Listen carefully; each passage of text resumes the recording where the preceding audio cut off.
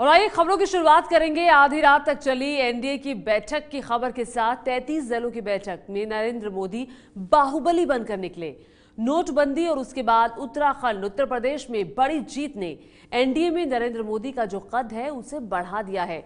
और यही वजह है कि चुनावों से 2 साल पहले ही एनडीए ने ऐलान कर दिया कि वो मोदी के नेतृत्व में ही चुनाव लड़ेंगे 2019 का।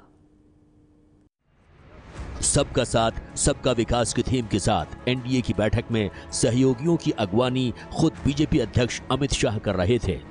बैठक से पहले एक बैठक और हुई। ये बैठक हुई उद्धव ठाकरे और बीजेपी अध्यक्ष अमित शाह के बीच।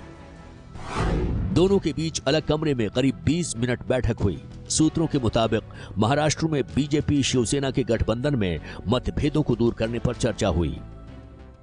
एनडीए बैठक में इस बार 33 दल शामिल हुए। ये एनडीए की अब तक की सबसे बड़ी बैठक है। एनडीए बैठक में प्रस्ताव पास किया गया जिसमें 2019 का चुनाव मोदी के नेतृत्व में लड़ने की बात कही गई। भारतीय राजनीति के चुनावी इतिहास में आज तक कभी ऐसा नहीं हुआ कि किसी गठबंधन ने अपने नेता को 2 साल पहले ही नेतृत्व में चुनाव में जाने की घोषणा कर दी हो।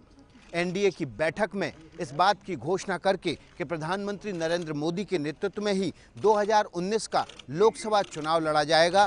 प्रस्ताव में उत्तर प्रदेश, उत्तराखंड, मणिपुर, गोवा में बीजेपी और एनडीए के प्रदर्शन के लिए मोदी के करिश्माई नेतृत्व को बधाई दी गई।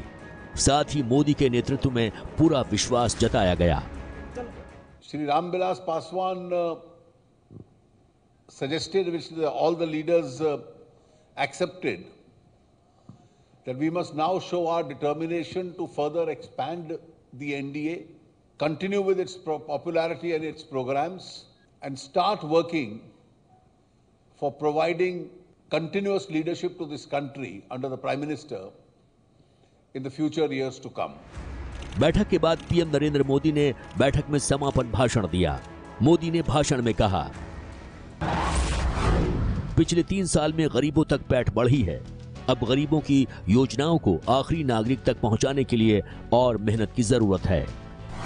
चुनाव सुधार की दिशा में बड़े कदम उठाने की बात कही। मोदी ने कहा कि हमारी जिम्मेदारी है कि देश में एक साथ चुनाव हो। इसके लिए चर्चा और तेज करने की जरूरत है। मोदी ने एनडीए के विस्तार पर जोर दिया और कहा कि एनडीए पहले से बड़ा हो गया है। इसके विस्तार की और भी संभावनाओं को तलाशा जाना चाहिए।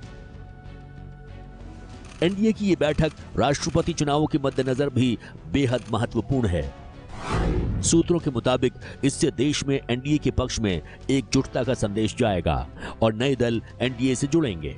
फिलहाल एनडीए के पास राष्ट्रपति चुनाव के लिए बहुमत 14,000 वोट कम है, जिसकी भरपाई जल्द ही कर ली जाएगी। दिल्ली से विकास भदौरिया की रिपोर्ट।